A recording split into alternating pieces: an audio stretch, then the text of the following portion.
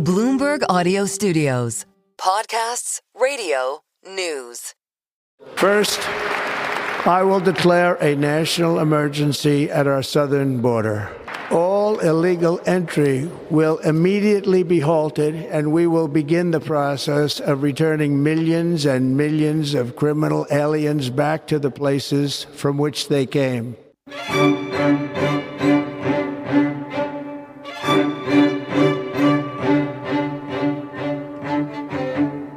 I'm Stephanie Flanders, Head of Government and Economics at Bloomberg, and this week on Trumponomics we're asking, how will President Donald Trump's immigration crackdown affect American workers? Now, as you know, we usually go to our in-house reporters and experts for our discussion, and this week for the home side we do have Tim O'Brien, Senior Executive Editor of Bloomberg Opinion, back with us, catching up with him in London for a change because there weren't enough opinions here in the UK. Hello, Tim. It's good to be here, Stephanie. Thank you for having me. And I'm delighted to also be including Oren Cass. Oren is the founder and chief economist of American Compass and author of The Once and Future Worker, a vision for the renewal of work in America. He served as domestic policy director for Governor Mitt Romney's 2012 presidential campaign and has been senior fellow at the Manhattan Institute for many years.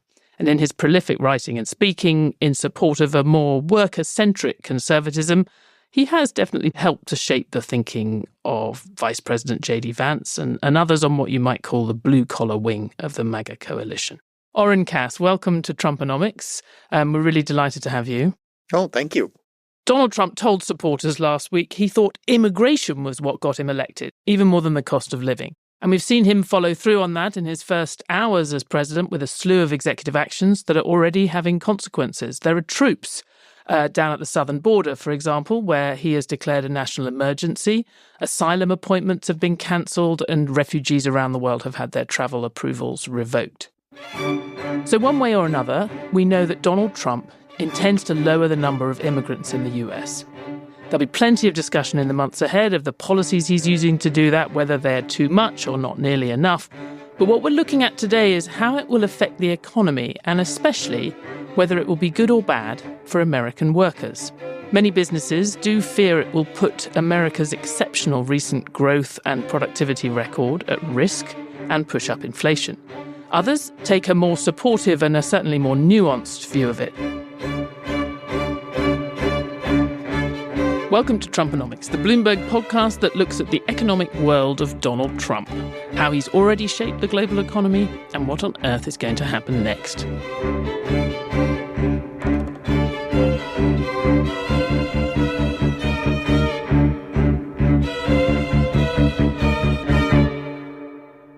There's lots of strands here, but let's start with what impact you think the president's more aggressive approach to illegal immigration will have on the economy and workers who remain in the US. Well, I think there will be an immediate effect and a longer-term effect. I think the immediate effect is that we will start to see the labor market tightening significantly, especially at the lower end. The reality is that illegal immigration overwhelmingly goes into the labor market in a set of low-wage sectors, and those happen to be sectors where working conditions are not very good, where typically we have not seen significant investments in productivity increases because there has always been an assumption that we can find illegal immigrants to do the work. And so as those folks leave the labor market, what we are going to see is employers having to offer higher wages and better conditions to attract the workers that they need. And that will be a very good thing for workers. I think probably even more importantly is the medium to long run effect, which is a real shift in the expectations of labor market conditions. We have now been for decades running an economy where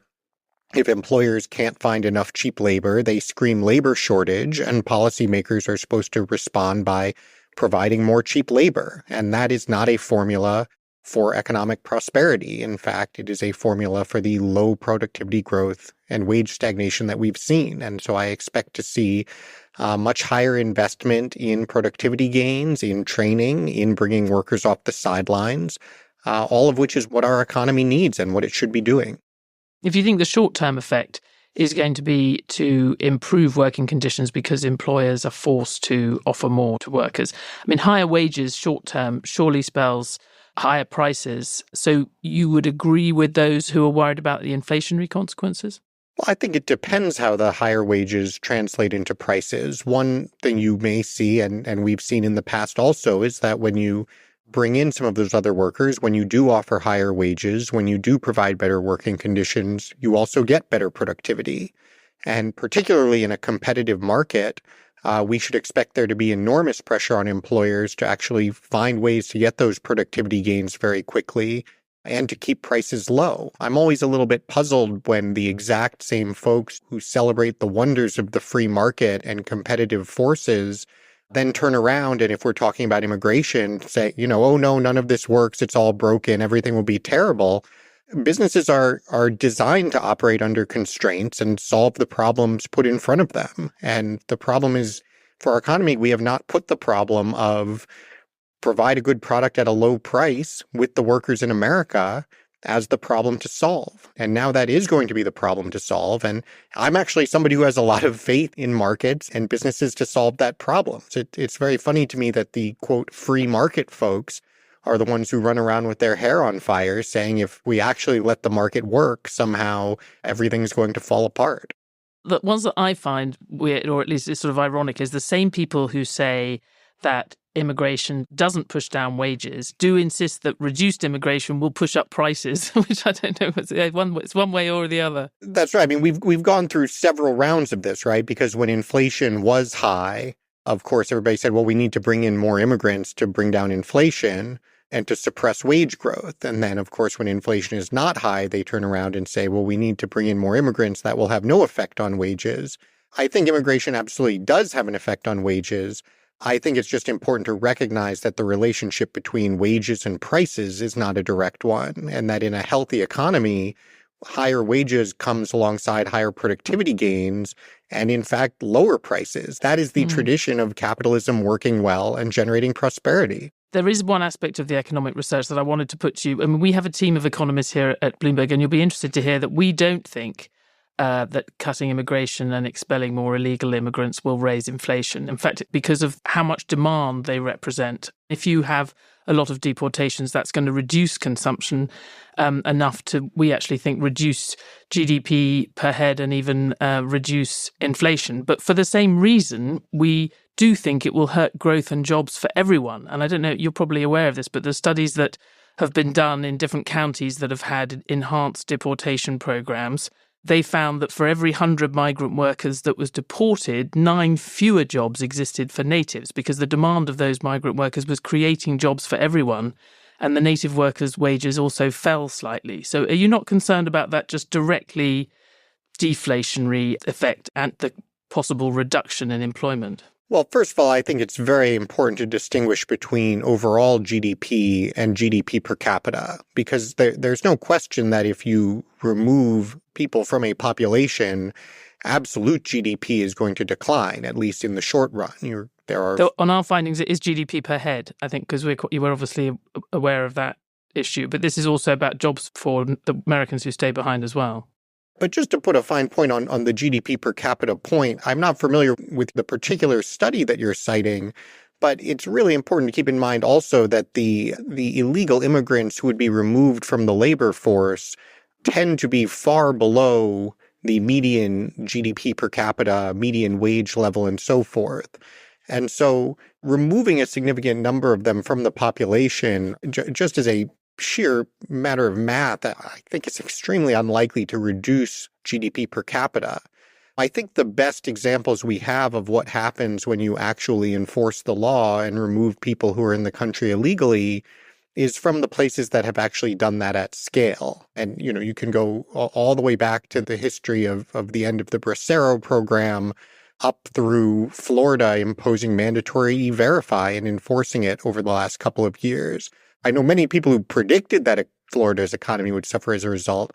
I don't know anybody who would say Florida's economy has in fact suffered as a result. Or what lessons do you take from Brexit in the context of looking at other case studies? One of the arguments for Brexit, for example, Polish migrants were taking farm jobs in Lincolnshire away from native Brits. And Brexit was imposed and the workers didn't come. And it turned out that a lot of native laborers didn't want those jobs anyway.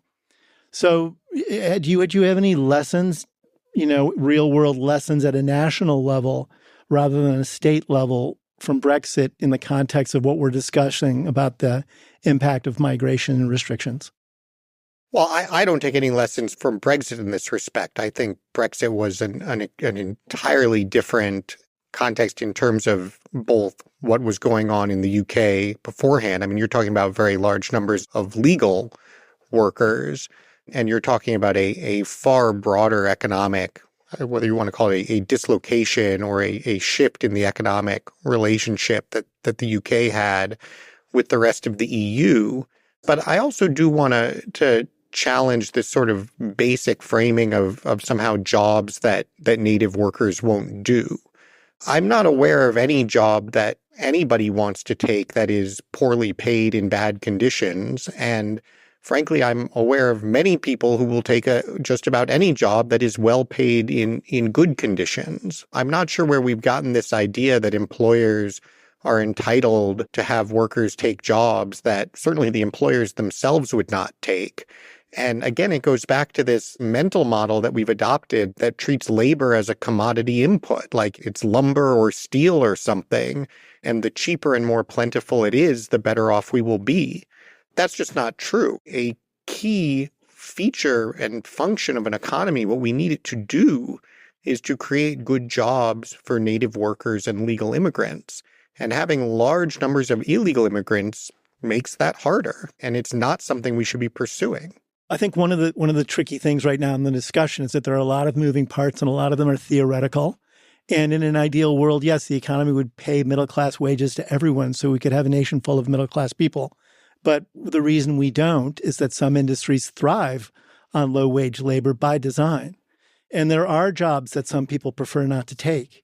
But we could go down a rabbit hole on that. I'd like to stay there for a moment. That's not a rabbit hole. That is the exact crux of the issue. Yes. Because why on earth should we accept that some industries are designed to have bad jobs that workers don't want to do? Well, because I think the rabbit hole would spin off of the ways in which the wage and price dynamic and labor supply. It is never a perfect sphere of factors influencing one another.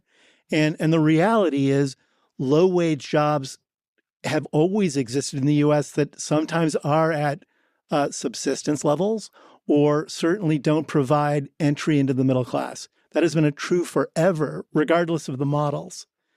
Not least because of the level of the social safety net. It was one of the things that was supposedly one of the strengths of the U.S. is that it had a social safety net that incentivized people to take low-paid jobs. Let's take economics editor at Bloomberg as an example. I don't know of anyone who would be economics editor at Bloomberg for $13 an hour sitting on a dusty crate in a hot field 12 hours a day. But those aren't the jobs we're talking about. We're talking about sledgehammer wielder at construction site. Why? And we're talking about hotel maid, or we're talking about restaurant workers. Why should they have worse job experiences than you have? Well, because the market deems them to be less skilled. That's why wages. But the market has done that because of the illegal immigration and the massive influx of low-skilled workers. I would argue that's where the rabbit hole emerges. But I tell you what is interesting about that, and what is kind of revealing about where you've gone with that, Oren, is that you represent a strand of conservative thinking that is very focused on the well-being of workers, and indeed your book was very focused on that and a critique of a certain what you might call a neoliberal approach to economics. The approach to immigration that the administration has promised is one that you are in principle sympathetic towards and have made a case for in all the ways that you've just described. But you've made that case not in the spirit of some of the rhetoric of that we might say was kind of dehumanizing of immigrants or anything else. It's very much focused on improving the livelihoods of people here. So I just wondered, if that is one's focus, and if that's the thing that one's most concerned about, as opposed to kind of dividing Americans from each other or making people kind of blame immigrants for everything that's wrong in society, what's the kind of thing we should be looking for in the administration? What will you be hoping to see, the kinds of policies, for example, cracking down on employers employing illegal immigrants? Give us a guide to the sort of, if you care about workers, what should you be most wanting to see the president prioritize? Well, I think there are a number of directions from which we have to come out at this problem, because it has been a problem that is festered. It has festered for a long time. It obviously metastasized under the Biden administration. And so one element that I think you see is a focus from day one is just actually stepping up border enforcement, staunching the incoming flow. And that's obviously an incredibly important first step. You're not going to reduce the level of illegal immigration and illegal workers in America if you still have large numbers coming in. So I would say that in a sense is step one.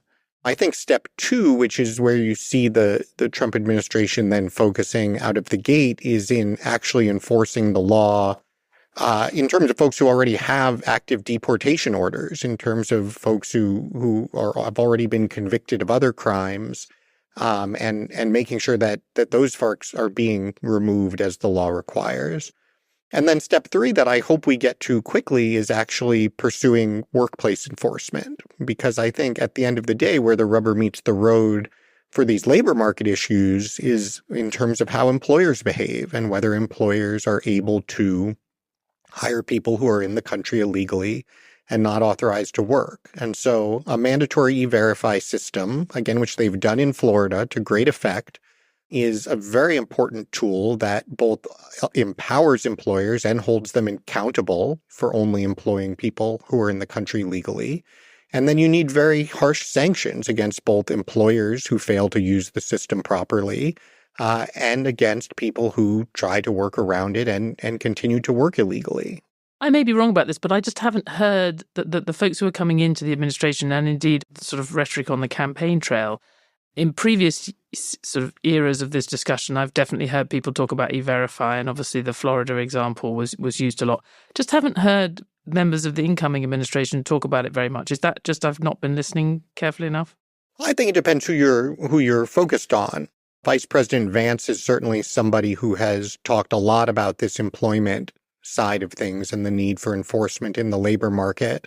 I think you're certainly right that President Trump's focus has been first and foremost on the border and on the deportation of criminals, and that's what you see them doing out of the gate. But I think this will be a process over a number of years, and hopefully we're headed in the right direction.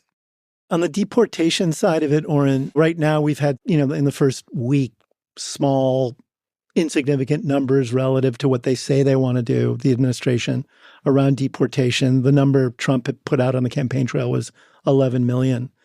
Do you have a sense of whether or not different sectors of the economy, different businesses are really positioned to adapt to a shock of 11 million people vacating? And or five, let's say. Yeah, five. is there a number you've sort of landed on that is acceptable and taking human rights and those issues off the table for this particular discussion? But for example, if you moved several million people simply into camps and didn't even deport them right away, what would happen to the construction trades? What would happen to hotels and restaurants and farms that all depend on a lot of workers who don't have criminal records and have wanted to be processed legally, but we, in addition to having a porous border, have a horrid judicial system for processing those migrants in a timely and effective way. How quickly actually you get a snapback to those jobs just being filled right away in a way that's also cost effective for the businesses themselves? Well, I think there are a few things going on here, but I actually think that the market's ability to adapt to this very quickly is quite high. I would point Based on what? Well, I would point to two things. One is I think it's very funny that when the economy goes into a recession, let's say, you see employers lay off millions of workers much more quickly, and everyone just sort of shrugs and says that's the business cycle. In fact, we do see very large swings in the labor market over time and in very short periods of time in some instances. But I also think that the aftermath of COVID is a good illustration of this, where we had labor market shocks, probably an order of magnitude at least larger than what we're talking about now. Were there challenges for employers? Were there times when there were disruptions in various local markets? Absolutely. The government also spent quite a bit of stimulus money to keep consumer demand high and to keep businesses afloat. So the full effect of those job losses weren't felt. I'm not sure what that has to do with your question, which is whether employers could cope with disruptions in the labor market and workers coming in and out. And the reality is that in the aftermath of COVID, there was a dramatic short-term shortfall in labor market participation, and you saw widespread concern about labor shortages and employers complaining that they couldn't hire and find anywhere near the workers they needed. And one thing that happened was that wages went up a good deal, and a lot of people were brought in off the sidelines. But at the end of the day, the market is an extraordinarily flexible one. I mean, let's keep in mind just how many millions of workers enter and exit the labor market every year anyway. And so what I find, again, so peculiar is this attitude that, people, it's funny you said like, oh, these people, they're waiting to be processed. They do not have a right to be in the country. They crossed the border illegally. They know that they crossed the border illegally. The employers wanted them to work for them. That makes it legal? I'm not saying it makes it legal. I'm saying people were winking and nodding at the inefficiency of the processing system, which I agree with you needs to be fixed. But they weren't regarded whole cloth as economic balls and chains or as a pox upon the functioning of the economy. Yeah, I'm not sure how we decide which laws we do have to follow and which we don't based on what employers want. That, again, is not how markets work. The way that a well-functioning market democracy should be operating is that we have laws establishing who can enter the country under what conditions. We enforce those laws, and we expect employers and people trying to immigrate to the country to comply with them. And that seems to me to be a much better formula for capitalism and broad-based prosperity than the crazy situation that we've had with this sort of vague hand-waving encouragement in recent decades. They do have a different status even if they've crossed the border illegally, if they're seeking asylum, a refugee status. I think that they do have, they're not technically legal. But can I just ask you about the skilled immigration? Because a lot of evidence around US innovation, the production of patents and contribution to the productivity of companies has shown that you get very good return on your investment from a lot of skilled immigrants that we've had. And that seems particularly front and center at the moment when you think of the aggressive competition with China that the administration has called for, an investment in AI and all these things. A colleague was pointing out to me the Ohio State dashboard of engineering enrollment, half of the students who are applying for graduate degrees in engineering are international. Are you on the Elon Musk side of the argument when it comes to some of those skilled visas, or are you worried about the impact of that immigration for workers at home? Well, I think you've just blurred a few issues together there. I don't know of anyone, frankly, who is saying that we should not have skilled immigration. And obviously, we have always had an immigration system that brings large numbers of people into the country legally every year. And I think reorienting that toward focusing on people with highly valuable skills who are likely to succeed in the U.S. economy is exactly the way to make that system work well. The question of temporary visas like H-1B is entirely different. And even Elon Musk has conceded the H-1B program is poorly structured and widely abused. And so I don't think the temporary visa programs, the way that we are operating them, at all achieve those very important benefits that you were describing. I think they are yet another way that employers have found to game the system and create lower quality jobs at lower wages. But would you want to see that skilled immigration, this more permanent immigration, go down over the course of the next few years in this new environment? No, what I would like to see is us actually get the system under control so that immigration is limited to legal immigration, and we then use our level of legal immigration to focus on bringing in those who will make the greatest contributions to the country. Oren Cass, thank you very much for joining us. It was my pleasure. Thank you. I appreciate your patience as we go through all these questions on immigration, and that there clearly is a very wide agenda here, which we'll be looking at sort of week to week.